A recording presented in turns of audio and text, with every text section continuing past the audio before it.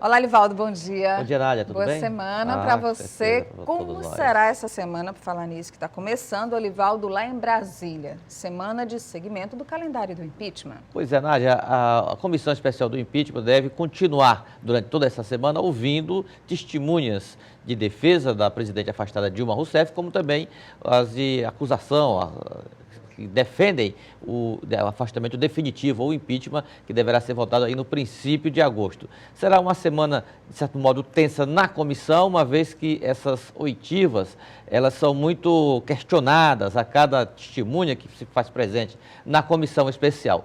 No Congresso Nacional, ou no Senado mais especificamente, não há assim, grandes alterações que possa mudar o panorama da tramitação do impeachment até o seu final. Agora, do lado do governo, já começa a circular uma informação, Nádia, de que serão dois momentos completamente diferentes. O atual, que procura tapar-buraco, improvisar algumas situações, mas o presidente em exercício, Michel Temer, já acena para uma outra situação, caso o impeachment seja ratificado pelo Senado no princípio de agosto. Ou seja, já são dois momentos em relação ao que está acontecendo no Senado e o que poderá definir ou selar a sorte do presidente atual, Michel Temer, como também a situação da presidente afastada Dilma Rousseff. Bom, Livaldo, deixa eu mostrar para quem está em casa a nova edição da revista Cidade Verde. A edição é quinzenal, a mais nova edição vem falando aí sobre os cartórios.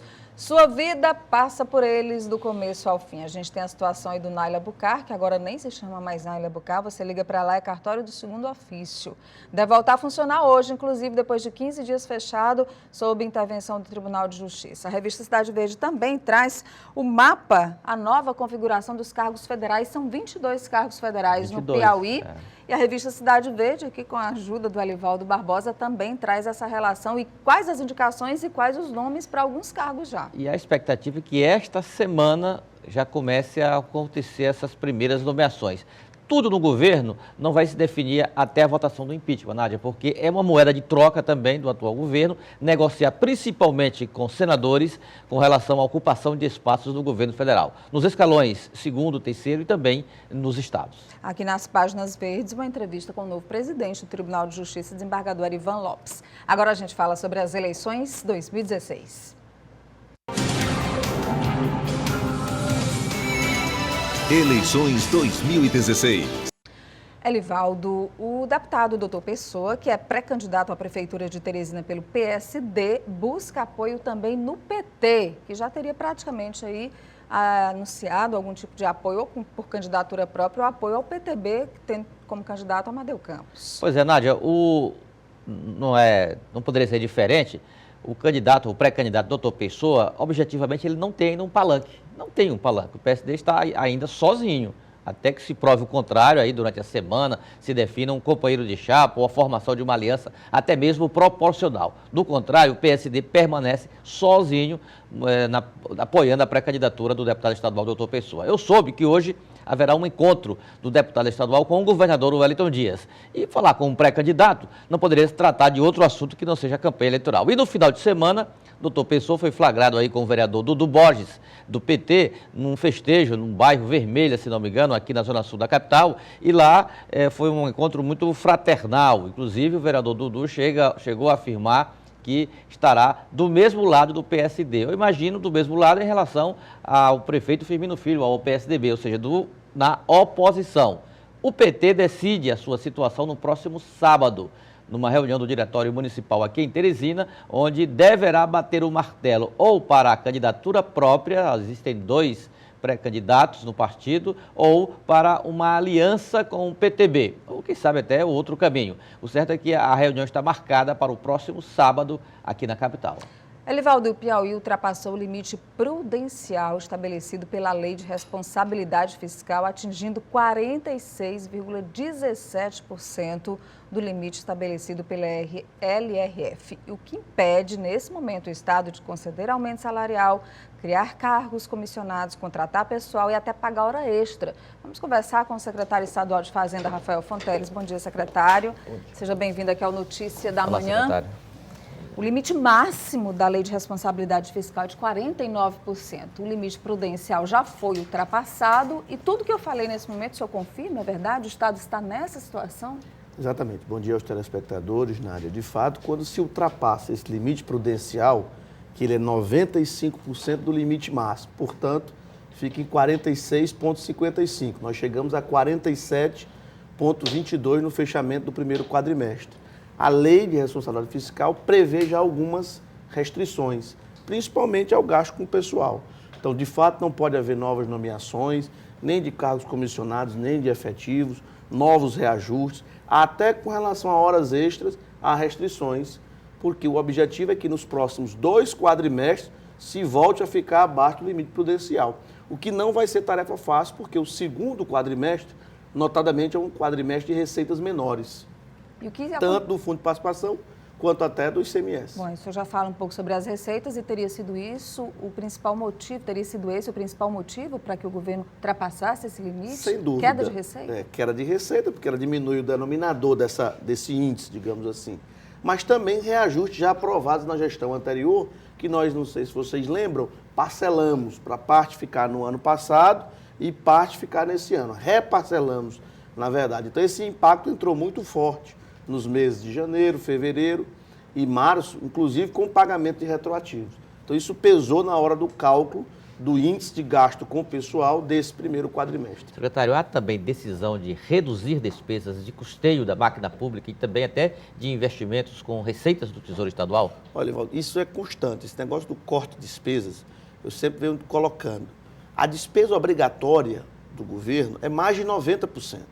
Ou seja, quando você soma gasto com pessoal efetivo, pagamento da dívida, gasto mínimo com saúde e educação, duodécimo dos poderes, isso vai dar mais de 90% do gasto público. Ou seja, a margem de manobra, a discricionalidade do governador e dos seus secretários é muito pequena. Então, por mais que haja um esforço para reduzir isso é pouco significativo no bolo. Então, você tem que adotar uma postura de todo o tempo estar cortando. Todo o tempo está analisando a eficiência de cada política pública, vendo às vezes onde não pode diminuir o gasto, como gastar melhor o dinheiro para ter melhores serviços públicos. Então, a ideia é que o gasto público não cresça mais do que a receita. Então, você tem que pensar em médio e longo prazo.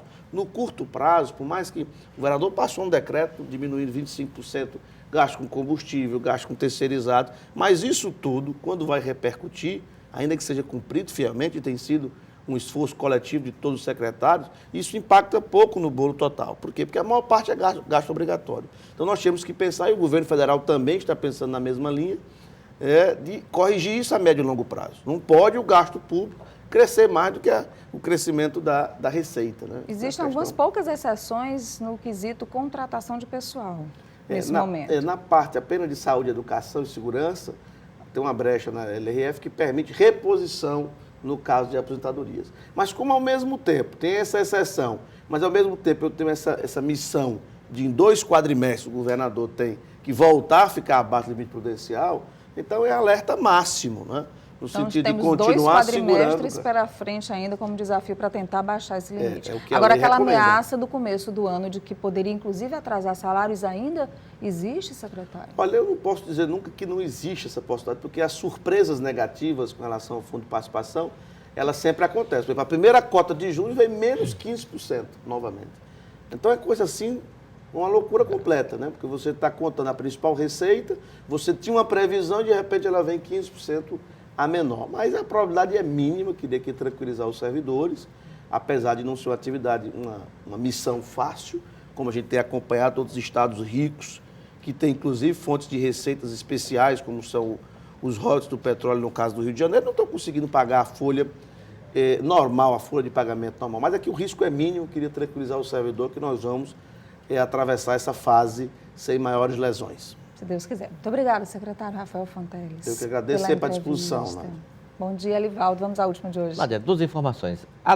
Uma da capital, outra do interior em relação a eleições municipais. Da capital, o PPS esteve reunido com seus pré-candidatos a prefeito, a vereador, com o prefeito Firmino Filho no final de semana. E vai anunciar amanhã, terça-feira, durante o Congresso Municipal do partido, o apoio à reeleição do prefeito da capital, Firmino Filho. O diretório municipal é dirigido pelo sindicalista Celso Henrique e marcou para amanhã, na sede do partido aqui na Zona Sul, este ato de adesão à pré-candidatura do prefeito Firmino Filho.